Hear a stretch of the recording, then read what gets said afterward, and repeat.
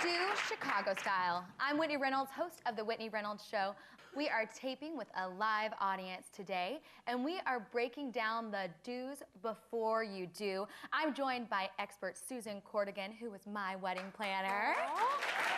Welcome. Thank you. So happy to be here. It's critical that you're here because you were actually our first decision in the process. It is so important whenever you get engaged to immediately book everything, and you were able to navigate us through that. There are so many decisions to navigate, and that is my number one thing, is get a professional, somebody in your corner who knows what they're doing, who's done it before, and who is going to be repeat business to the vendors. They know the ins and the outs. There are so many decisions ahead of you. You can't imagine what's to come. And it was so fun working with you guys because you had a vision, but I was there to listen to it, pull it together, and really make your wedding totally you. Our vision was very unique because I am from the South. He is from Pittsburgh, and we were getting married in Chicago, so we wanted to incorporate our home and where we are now. And so you were able to really accomplish that for us. There were so many touches that were you and David, right down to the cowboy boots that David wore at the reception, and all the little things along the way. It was truly fun, and one of my favorite parts was the menu cards that had your trivia on the back. So you're no stranger to Chicago. Tell us about how long you've been here, Big City Bride. Gosh, Big City Bride has been in Chicago, 20 years now. So I know the city very well, which makes me really comfortable with what's hot, what's not, great tips on where to take pictures, what streets to avoid for traffic on your trolley. So we've been around, we're celebrating, we're on our 11th year at Big City Bride. We have a wonderful team, and we have the privilege of working with great couples like you and David. Well, I know that I follow you guys on Facebook and Twitter, and I see that sometimes you're scouting out new venues. Yeah. So you kind of have the skinny and the inside look at what's coming up even for next wedding season. Absolutely.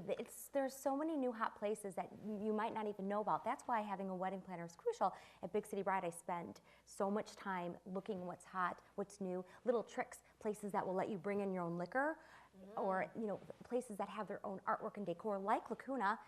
It had so much natural ambiance that all we had to do was make it you and use what they had.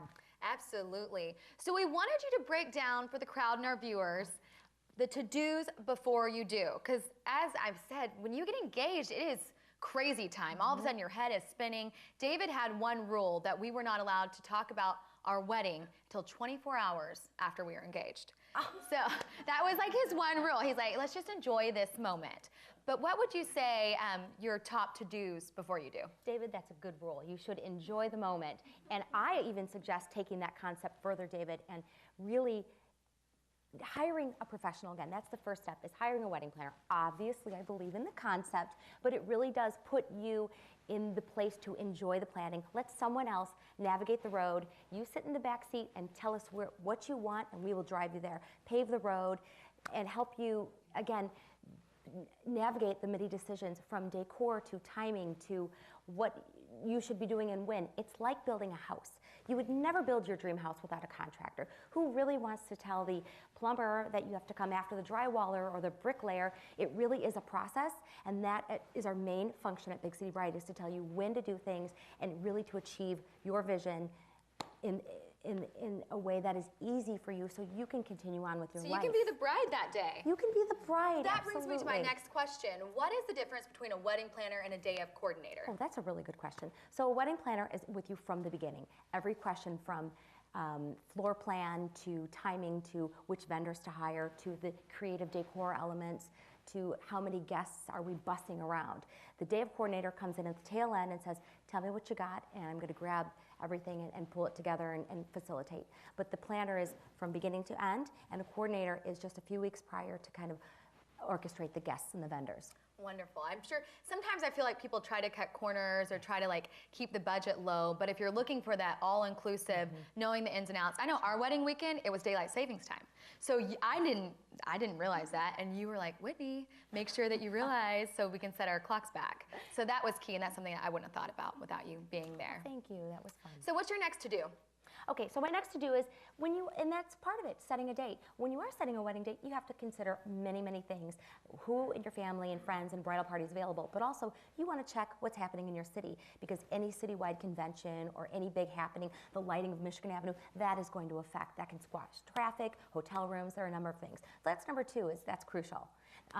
The next thing is I suggest setting a budget. Decide how much you're comfortable spending, and then embrace that and have a little fun. Don't wince every time you have to write a check. Is there a certain amount that you feel like has to be spent? No, it really is up to the couple and what's important to them. Weddings run the gamut, and it's talking about what kind of taste, what's important, where they want to cut corners, and where they want to splurge. And you're able to help them with that too. Absolutely, there's so many fun ideas. Even like, you know, like I said, finding a venue that will let you BYOB, or using artwork on the tables instead of flowers. These are all wonderful, creative, very personal ideas that don't that make it you, and also they don't break the bank. Right. So let's recap. Sure. We've said set the date, set the budget, hire a planner, and then get creative. Going back, I think this is a lot of fun. Decor is a very important part of the wedding, but it's not just what's on the table, it's floor to ceiling. And you want to think about what you can do to achieve that look. Hanging paper balls, bowls of fruits on the table, ribbons or backdrops, lighting, candles. Go thrifting. Go to a thrift shop and find unique things that pertain to you and your fiance and put them on the tables. It doesn't all have to be about $1,000 centerpieces. It can be creative touches that pertain to you and your life. What is one of the most creative weddings besides mine that you have done? Oh my goodness. Well, we had a lot of fun recently with a holiday wedding where it was New Year's Eve, and we got to create surprises, and surprises are one of the most important things, I think, keep your guests entertained. We did a confetti drop. We had champagne bottles come out with bottle sparklers, like you see in a nightclub. So we had the waitresses and coming through the room with flares on the bottles, and everyone gets a kick out of it, young and old. With gay marriage being legalized now in Illinois, is it harder to find a venue because everyone's looking for a venue? It is we've been doing gay weddings for a long time. Yeah. And so now that they're recognized by the state, they're definitely becoming more popular. And it is going to be a trend, I think, in the future for there to be more same-sex marriages.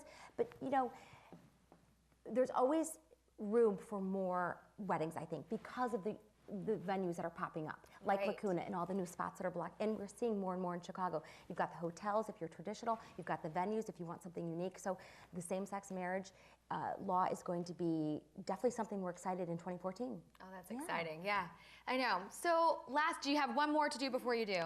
Oh gosh, timeline. Come up with a great timeline. Think about your day. Tell your friends and family and vendors where they need to be, what they need to be doing, because they want to know as well. They want to be there to support you. And then also hand off your wedding to a professional so you can enjoy being the bride and groom. Right. So when you say timeline, do you mean the actual from start, like when I get engaged, to the I-dos, the reception, or do you mean a timeline the day of? Or do you mean both? I kind of mean both. Okay. I do. I mean, actually both. How are you going to attack the planning? And then also plan out the day, incorporate all the important points of the day. Who needs to be in photos? You don't want to miss a photo. You can never go back and redo this day. So you want to plan out everything on paper and give it to anybody involved.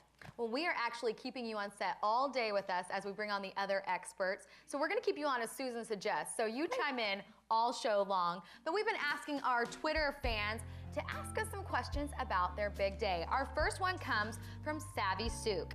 How did you customize your wedding? So one of the things that David and I did is we did invitations that were letterpress. It was important to have a drawing that his uncle actually did, and we put it on there.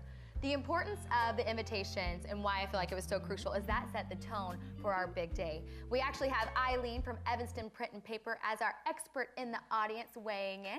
Eileen, welcome. So what would you say about customizing your invitations? Why is this so important?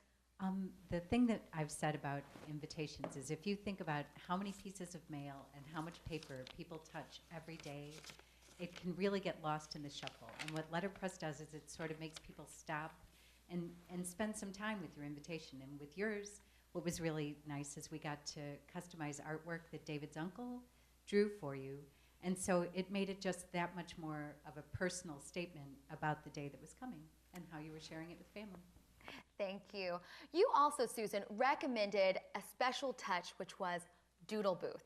You thought that would be a very unique way for our guests to have their pictures drawn. I absolutely recommend getting your guests involved, keeping them entertained, making them feel important. And so Doodle Booth was able to sketch everybody's picture, whoever wanted their photo done. Great. It was such a unique experience for them. They got to leave your wedding with a little fun trinket of a picture of themselves, and that was, I think, personal for the guests and you. Absolutely. Jenna is actually in the audience. Where are you? Hi. There you are. I'm surprised you don't have your little doodle pad right now. Right here. So tell us, when people are booking you for an event or a wedding, are you sketching all the guests or just the people hosting? How does that work for you? Sometimes I'll sketch just the bride and the groom. It's depending on what they want. But Doodle Booth is kind of like a photo booth where you just come and sit down and interact with me, and then I draw your picture in a very cute, cartoony way. So it's not everybody at the wedding, but anybody who wants it. Not everyone wants their caricature done. So it ends up working out great for those who want it. And your artwork has recently been in CB2? Yeah, that's correct. I've been doing plates for them for about 3 or 4 years. Awesome. Thank you so much. Yeah. My first advice for brides is don't be afraid to say no. You're going to make up a wish list of people that you want to invite, and it's going to be more than what the president will have at the White House. You're going to have to cut names. You're going to have people, they're going to get offended. I want to let you know that. I want you to know this now. People are going to get offended. So just know that going in. Cut that list down by half. Stop letting people meddle. If you know what you want, go for it. It is your day. Don't let your little hater bridesmaids get in the way. And just go for it and have fun.